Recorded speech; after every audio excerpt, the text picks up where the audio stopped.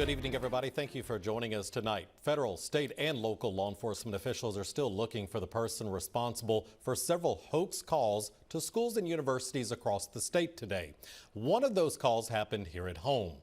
It happened around 10:40 this morning when police received a report of an active shooter incident at the Health Science Center on Riverside Parkway.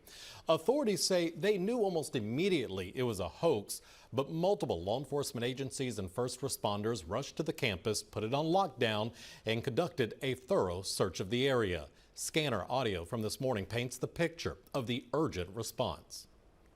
We get a report of an active shooter, a male on scene of the laboratory on Reliance campus who shot 24 students, unknown for, Hispanic male with an air-style rifle. We advise that this is a possible swatting situation. We are going to continue to respond until we hear from PD on campus. I think we are dealing with a prank call. And again, thankfully, it was just a prank call. Now, News 3's Donnie Tuggle explains how this trend that police call swatting can endanger not only law enforcement, but everyone else around them. Law enforcement officials have stressed the devastating consequences that can result from such hoaxes and warn that those responsible can face felony charges. It can be very dangerous for everybody involved, especially if none of that's going on.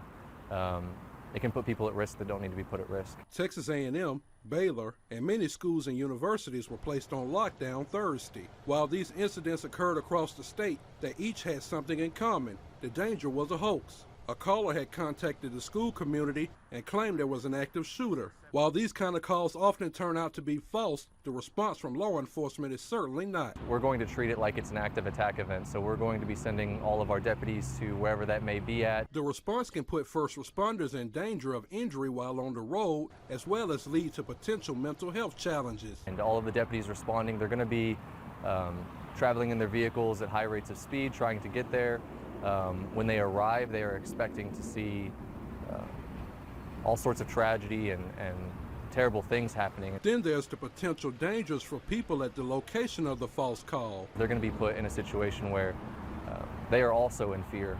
They're going to be told to evacuate and things like that, and that has consequences for their mental health, and it puts a lot of stress on both the officers and the community and all of our emergency response systems. Under federal law, swatting is a felony. Police have not yet identified any suspects in these incidents. In studio, Donnie Tuggle, News 3. Donnie, thank you. The other big story